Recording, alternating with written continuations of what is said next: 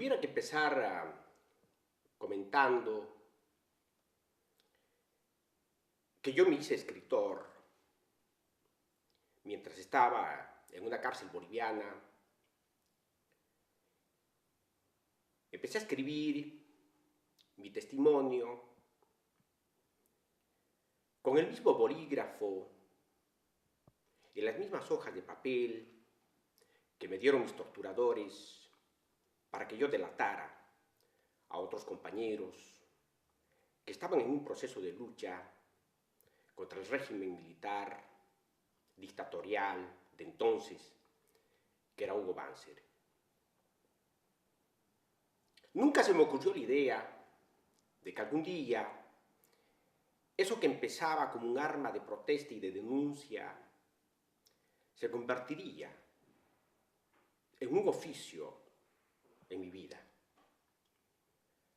La literatura me atrapa más por una necesidad existencial y motivado por la necesidad de una protesta, mucho más que por asumir una pose de intelectual. Mi primer libro, con el que yo llegué al exilio en 1977, lo traía bajo el brazo tras la búsqueda de un editor interesado en querer publicar mi obra. Como no encontré un editor interesado en un país donde la distorsión de la realidad era distinta a la mía por el lenguaje, la realidad, la mentalidad, hasta la forma de comer, tuve que financiarlo, como en muchos de los casos de quienes empiezan en la literatura y en el arte en general, con dineros de mi propio bolsillo. Pero había una cosa fija en mi memoria, que era la forma de querer contar esa experiencia que yo había vivido desde el seno mismo de las luchas del movimiento obrero en siglo XX, que es una población en el norte de Potosí, donde mi padre y mi abuelo fueron mineros. Yo nací en esa cuna, y esa cuna me enseñó que una de las cosas elementales en la vida de un ser humano es esa necesidad de lucha por conquistar eso que se conoce por derechos humanos. Nosotros, quienes creemos ser los articuladores de voces anónimas, los que recopilamos la historia de los seres humanos que viven cotidianamente en la calle, de esa ama de casa que anda buscando un salario para dar de comer a sus hijos, ese obrero que en esas altipampas llenas de polvo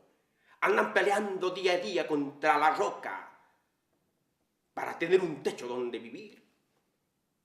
se convierten de pronto en una necesidad urgente de un escritor que tiene que expresar esa realidad tangente de un pueblo que no solo busca su libertad, sino que busca sus derechos humanos. Decía que yo provengo de una familia obrera, de una familia minera, de aquel niño que fui el que podía todavía oler el santato y la copajira en el overol de mi padre cuando salía de la mina, de aquella madre que empezaba a freírle los huevos a mi padre a las 4 de la mañana, mientras tenía muchos hijos pequeños que al mismo tiempo estaba alimentando. Solo quien haya vivido este tipo de experiencia puede contar, supongo, lo que implica el sufrimiento en el sufrimiento. La lucha por una existencia más digna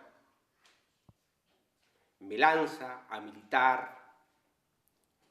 en uno de los partidos de la izquierda.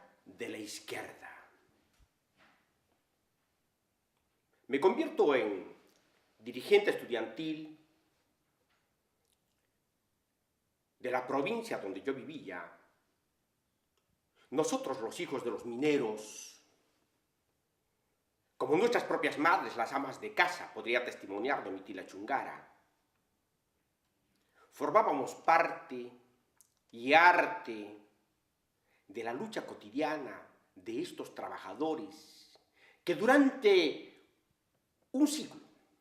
fueron la vanguardia de las luchas revolucionarias en Bolivia. Los mineros bolivianos, que se convirtieron en muchas épocas en la vanguardia política y revolucionaria de este país, han sufrido las mayores persecuciones y se han cometido las mayores masacres. Recuerdo una, por ejemplo, la de 1967, conocida como la Noche de San Juan, porque se produjo la masacre el 23 de junio, del mismo año en que estaban exterminando a la guerrilla del Che Ñancahuazú. Me tocó ser testigo visual de esa masacre minera, cuando vi la sangre derramada en las calles, a mujeres que estaban embarazadas y cuyos fetos estaban distribuidos en las paredes de las calles. Una noche que empezó siendo una fiesta, terminó siendo una masacre. Eran los mismos mandos desde la CIA y desde el aparato jerárquico del ejército los que estaban ejecutando este plan siniestro. Si hablamos de memoria colectiva, tuviéramos que hablar de estos hechos que tienen mucho que ver con la lucha de un pueblo. Decía que queriendo o sin querer, correspondo a una categoría de escritores que han tratado de hacer un testimonio de su vida personal, porque conocieron lo que fueron las mazmorras de las dictaduras militares, establecidas durante los años 70 y 80 en América Latina. El coordinador de la DINA en Chile, Manuel Contreras, reúne a las fuerzas paramilitares y de control de 5 países sudamericanos para emprender lo que se llamaría luego la Operación Cóndor o Plan Cóndor. Un proceso que empieza a partir de noviembre de 1975, cuando las dictaduras militares en América Latina estaban establecidas. La intención única de la Operación Cóndor fue la de exterminar todo tipo de sombra que se acercara al llamado comunismo, porque correspondían a fuerzas que estaban en contra de los sistemas de gobierno. Una época en la que después de que se descubrió eso que se llamó los archivos del Tesoro por un juez paraguayo, Martín Almada, que iban a buscar unos archivos del por qué lo habían apresado a él durante la dictadura de Stroessner, que es la dictadura más vieja que hubo en Sudamérica, encuentra, ante un asombro total de un expreso político, toneladas de papeles que daban la noticia de 30.000 desaparecidos, 50.000 asesinados, más de 500.000 de presos políticos. Y no estamos contando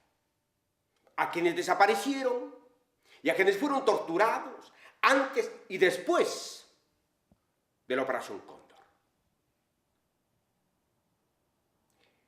La Operación Cóndor se convierte en una maquinaria enorme de exterminio de militantes de la izquierda que no estaban conformes con el sistema que quería establecer Estados Unidos, que siempre fue ese gran imperio que quiso dominar en todos los planos y someter a los países sudamericanos. La lucha de las locas de Mayo, de las madres, de las abuelas de la Plaza de Mayo, sigue siendo una constancia para saber que en América Latina se cometieron crímenes de lesa humanidad. Y muchos de los autores todavía siguen bajo la ley de la impunidad y sobre ellos no ha caído el peso